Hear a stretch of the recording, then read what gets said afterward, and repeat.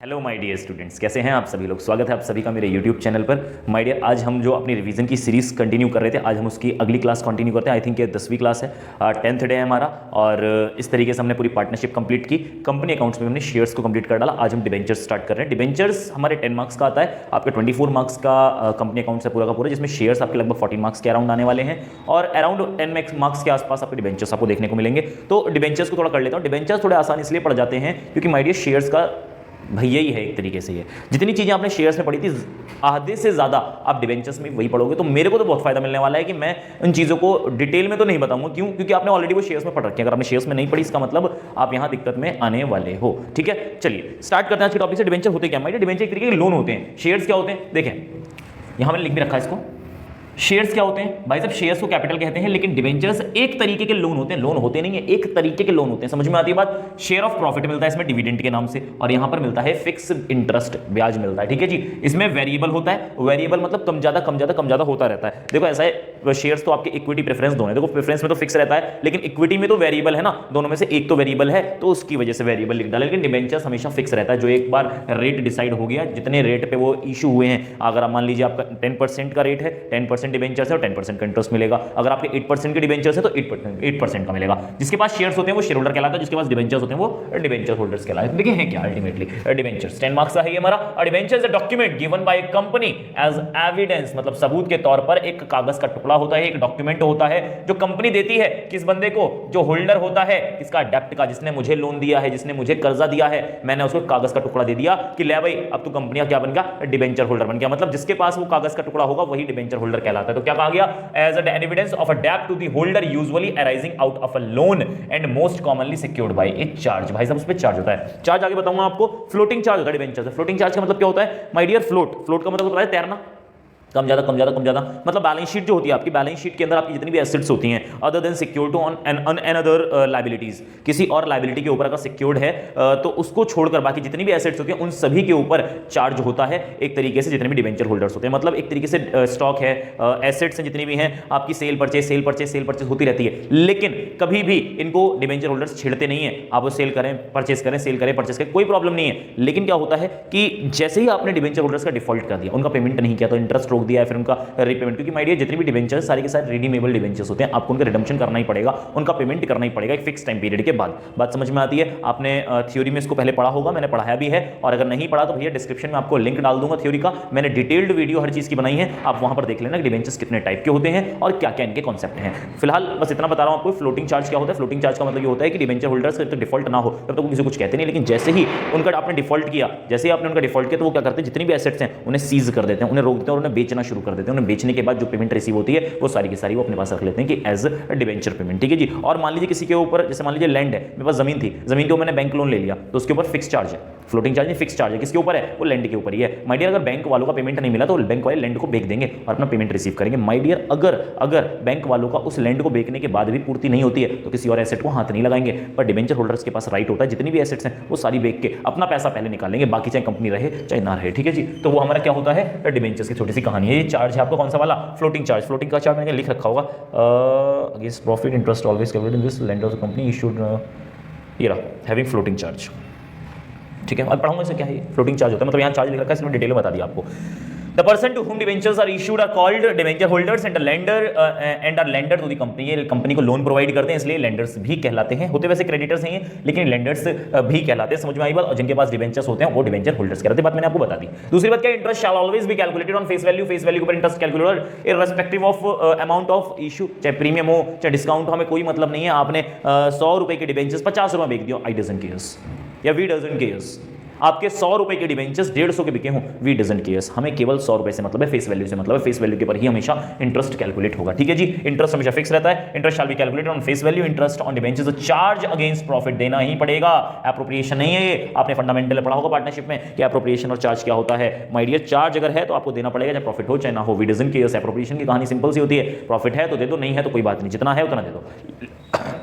लेकिन चार्ज के केस में क्या होता है, चार्ज के केस में आपको देना ही पड़ेगा। Debenture holders are called creditors of the company and have floating charge on all the assets of the company. जितनी भी एसेट्स हैं उन सभी के ऊपर क्या है, फ्लोटिंग चार्ज है। समझ में आई बात। एग्जांपल के तौर पर मैंने आपको क्या रखा है, देखिए 10% 10,000 debentures at the rate ₹100 each, और ये 10 लाख रुपए के हो गए। तो भाई साहब 10 रुपए का एग्जांपल है, 9 रुपए 9% भी हो सकता है, कितना भी हो सकता है। तो ये है आपका रेट ऑफ इंटरेस्ट।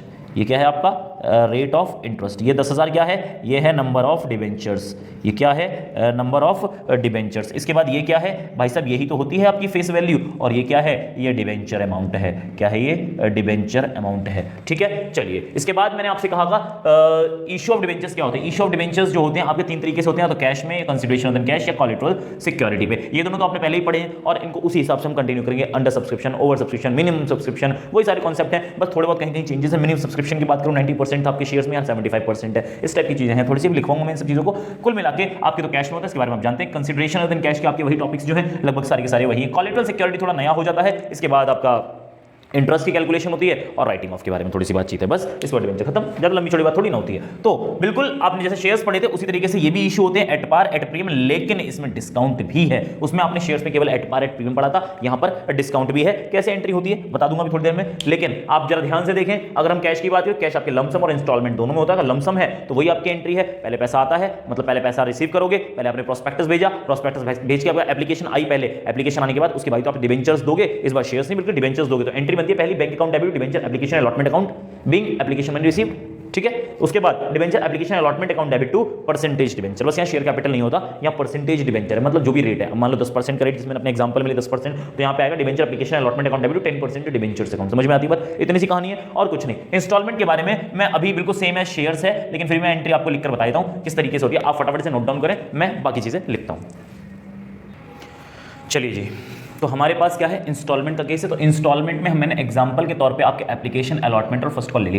देखिए थोड़ा सा मुझे एट पार प्रीमियम सब डिस्काउंट तीनों समझाने हैं। मान लीजिए 100 रुपए के आपके टोटल डिबेंचर्स थे, जिसमें 30 रुपए आपके एप्लीकेशन में चले गए, 20 रुपए आपके अलॉटमेंट में चले गए, और कितने को 50, और 50 आपके फर्स्ट कॉल में चले गए। ठीक है जी, तो इस हिसाब से आपका डिस्ट्रीब्यूशन है। तो आपने पहली एंट्री क्या डाली, 30 रुपए से आपने पहली एंट्री डाल दी, bank account debit debenture application, और debenture application account debit to percentage debentures. अगली है हमारी अलॉटमेंट। अलॉटमेंट हमारी 20 रुपए की थी, हमने कर डाली, कोई दिक्कत वाली बात नहीं है। Debenture allotment account debit to percentage debentures और bank account debit to debenture allotment account. इसके बाद अब फर्स्ट एंड फाइनल कॉल, जो आखिरी कॉल है हमारी, 50 रुपए से आप इसकी एंट्री कर दो। ये भी एज सच बिल्कुल सिंपल है जी, बिल्कुल सिंपल है। Debenture first and final call account debit to percentage debentures account और bank account debit debenture first and final. Exam में ना DEB मत लिख देना, डिबेंचर पूरा लिखना है। वो तो यहाँ पे आपको बस पढ़ा रहा हूँ, इसलिए इतना शॉर्ट में कर रहा हूँ, कहीं पता लगे गड़बड़ी कर दो। ठीक है, अब जरा बातचीत कर लेते हैं। देखो लमसम और इंस्टॉलमेंट का ट्रीटमेंट बिल्कुल सेम, बस ये है कि लमसम में एक बार में पैसा मंगाते हैं और उसमें इंस्टॉलमेंट में अलग अलग किस्तें बांध देते हैं। तरीका बिल्कुल सेम है कि अगर आपके प्रीमियम होता है या डिस्काउंट होता है, डिस्काउंट तो आपने पहले नहीं पढ़ा पर प्रीमियम तो पढ़ा है ना,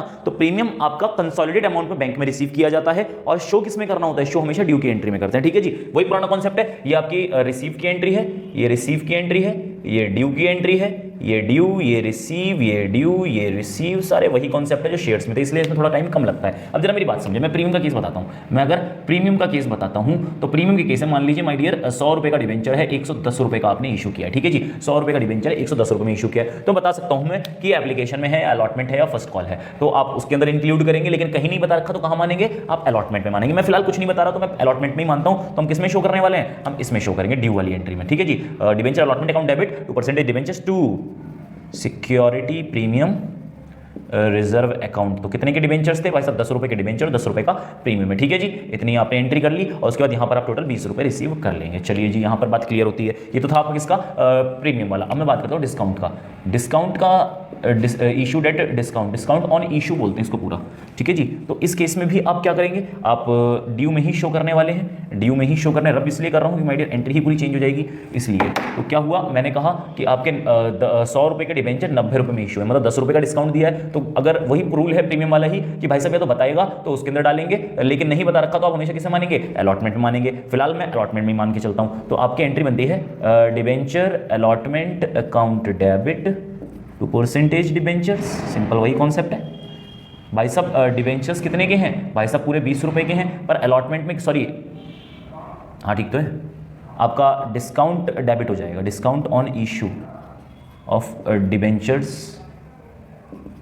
डिबेंचर्स अकाउंट डेबिट। तो माय डियर कितना है आपका, इस बार आपका इस तरीके से होगा ये, 20 माइनस 10, मतलब 10 रुपए आपके डिस्काउंट के घटा दिए गए। डिबेंचर्स कितने के थे टोटल? 20 रुपए के थे, लेकिन 10 रुपए डिस्काउंट है, इसका मतलब अलॉटमेंट में कितने मिलने वाले हैं? केवल 10 रुपए मिलेंगे। इसका मतलब बैंक में आप कितने रिसीव करेंगे? आप 10 रुपीज रिसीव करने वाले हैं। ठीक है जी, इतना डिस्काउंट का कॉन्सेप्ट है, बस नाम को थोड़ा याद रखना। नाम है discount on issue of debentures, इसका राइट ऑफ के केस में थोड़ा सा यूज होगा, क्योंकि जितने भी discount on issue of debentures ये लॉस होता है और ईयर एंड पर इसको राइट ऑफ करना पड़ता है सिक्योरिटी प्रीमियम से, या फिर आप इसको प्रॉफिट एंड लॉस से भी खत्म कर सकते हैं। मैं इसको लास्ट वाले केस में बताऊंगा, वैसे तो आपने रिवीजन पढ़ कर रहे हो तो आपको ये सब बातें पता है पहले से ही। ठीक है जी, अब मैं बात करता हूं मिनिमम सब्सक्रिप्शन। मिनिमम सब्सक्रिप्शन का मतलब भी वही होता है, अंडर सब्सक्रिप्शन का केस है। अंडर सब्सक्रिप्शन के केस में क्या होता है कि भाई साहब इशू अगर आप डिबेंचर्स कर रहे होते हैं तो अंडर सब्सक्रिप्शन होगा या ओवर सब्सक्रिप्शन होगा। अंडर सब्सक्रिप्शन का मतलब क्या होता है भाई साहब, जैसे वही पुराना घिसा पीटा तरीका है हमारा, 10,000 डिबेंचर्स अगर आप इशू कर रहे हैं तो 10,000 से कम का सब्सक्रिप्शन आया, मान लीजिए 8,000 डिबेंचर्स ही मार्केट में बिके हैं, तो इसको हम क्या कहेंगे? इसको हम बोलेंगे अंडर सब्सक्रिप्शन। और मान लीजिए एप्लीकेशन कितने की आई है? मान लीजिए 12,000 डिबेंचर्स की एप्लीकेशन आई है, तो उसको बोलेंगे ओवर सब्सक्रिप्शन। तो वही पुराना कॉन्सेप्ट है। पहली बात, अंडर सब्सक्रिप्शन 75% से नीचे नहीं हो सकता as per SEBI guidelines. As per SEBI 75% of issued must be subscribed.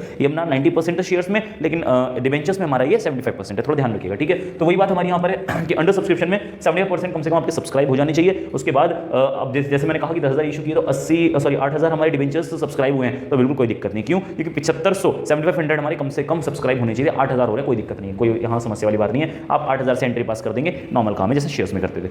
Over subscription बिल्कुल वही है कि रिजेक्ट एक्सेस मनी, और दूसरा क्या? प्रोराटा। एक्सेस मनी का वही कॉन्सेप्ट है, मान लीजिए 12,000 डिबेंचर्स के ऊपर आपको टोटल अमाउंट रिसीव हुई होगी, तो आपको 10,000 तो शिफ्ट करने हैं, बाकी जो 2,000 है उसको हम मूव कर देंगे, आप बैंक में क्रेडिट कर देंगे। बिल्कुल सेम वही कॉन्सेप्ट है जैसे शेयर्स में हमने पढ़ा था। चलिए, इसका प्रोराटा क्या होता है? जैसे मैंने बताया कि टेबल बनती है, बिल्कुल सेम शेयर्स वाली ही टेबल बनती है। मैंने आपको शेयर्स में उसमें पिछली प्लेलिस्ट में बताया था, पिछली वीडियो में बताया था मैंने आपको कि भाई प्लेलिस्ट है, उसके अंदर आप देख लेना कि किस तरीके से प्रोराटा का कारनामा है। मैं यही आपसे बोलूंगा कि प्रोराटा आप डिबेंचर्स का भी देख लेना, प्लेलिस्ट में डाल दूंगा। लंबा है, बहुत ज़्यादा टाइम ले लेगा। 14 दिन का हमारा जो कॉन्सेप्ट है, इसको ओवर करने के लिए माय डियर लंबी वीडियो, जो देखो एग्जाम में आ गया तो फ्री के नंबर भी देखा जाएगा, वो प्रैक्टिस आपको करनी पड़ेगी। एक सिंगल वीडियो से कभी प्रैक्टिस पूरी नहीं होती, डिस्क्लेमर में पहले दे चुका हूं कि आप लोगों को अगर अच्छे से तैयारी करनी है तो भाई साहब पूरा 12th का सिलेबस यूट्यूब पे डाला हुआ है, वहां से कर लेना। लेकिन इसके अलावा ये रिवीजन सीरीज है, आपको रिवीजन कराने के लिए। ठीक है जी, इसके बाद अब नया टॉपिक आता है कंसिडरेशन अदर देन कैश। क्या है consideration other than cash? My dear, हमारे पास यहाँ पर 3 ही चीजें हैं। अंडर राइटर्स इस बार नहीं है, शेयर्स में अंडर राइटर्स भी था ना, इस बार अंडर राइटर नहीं है। अगर आप एसेट परचेज कर रहे हो, अगर आप बिजनेस परचेज कर रहे हो, अगर आप प्रमोटर्स को डिबेंचर्स इशू कर रहे हैं, तो उस केस में क्या होता है? सेम वही कॉन्सेप्ट है, बस यहाँ आपको समझाना है मुझे, जैसे मैंने पिछले केस में समझाया था। सब कुछ वही सिंपल, जैसे मैंने यहाँ पे एंट्री बना के दिखाई ना आपको, सिर्फ वही मुझे करना है। आप फटाफट नोट डाउन करें, मैं इसको कंटिन्यू कराता हूँ आगे केस। चलिए जी, तो हमारा कंसिडरेशन अदर देन कैश का टॉपिक है, जिसमें हमने 3 तरीके से बताया था। आपका बिजनेस परचेज का था, एसेट्स का था और प्रमोटर्स का था। तो एसेट जब आप परचेज करते हो और बदले में क्या देते हो? डिबेंचर्स देते हो। डिबेंचर्स आपके वही पुराना कॉन्सेप्ट है, issued at par, issued at premium and issued at discount. तो उसी कॉन्सेप्ट के बेसिस पर हमारा क्या एसेट आ रही है, तो debit what comes in, credit what goes out. तो sundry assets account debit to vendor. Vendor कौन है? वही सेलर। ठीक है जी, अब क्या हुआ? अब क्या करना है आपने? अगर एट पार है तो vendor account debit to percentage debenture, जितने परसेंट डिबेंचर्स आपने इशू किए हैं। अगर प्रीमियम है तो vendor account debit to percentage debentures to security premium reserve account. और अगर एट डिस्काउंट है तो vendor account debit discount on issue. देखो स्पेस नहीं था इसलिए मैंने डिस्काउंट ऑन इशू डिस्काउंट निकाल ली। आप लोग एग्जाम में लिखेंगे discount on issue of debentures account debit to percentage debentures account. तो ये था हमारा एसेट्स का झमेला। अब प्रमोटर्स की बात करूं तो भाई साहब प्रमोटर्स के केस में आपका सिंपल सा एट पार की सिंगल एंट्री बनेगी, इनकॉर्पोरेशन एक्सपेंसेस या फिर formation expenses account debit to percentage debentures अगर एट पार है। अगर प्रीमियम है तो इनकॉर्पोरेशन एक्सपेंसेस या formation expenses account debit to percentage debentures to security premium reserve account. और अगर डिस्काउंट है तो वही इनकॉर्पोरेशन एक्सपेंसेस या formation expenses account debit to discount on issue of debentures account debit to percentage debentures account. Discount on issue of debentures का जो झमेला है ना, discount on issue of debentures का जो कॉन्सेप्ट है माय डियर, ईयर एंड पर इसको राइट ऑफ करना पड़ता है। राइट ऑफ चूंकि आपका नेक्स्ट वीडियो का टॉपिक है, मैं वहां कवर कराऊंगा, लेकिन राइट ऑफ करते हैं सिक्योरिटी प्रीमियम रिजर्व से और आपके प्रॉफिट एंड लॉस अकाउंट। तो थोड़ा ध्यान रखिएगा, या गलती ना हो जाए। राइट ऑफ हम जरूर करते हैं ईयर एंड पर, जितने भी अगर हमने जो भी लॉस हुआ है, अभी क्या लॉस है क्या नहीं, इश्यूज के केसेस हैं कई सारे, मैं बताऊंगा।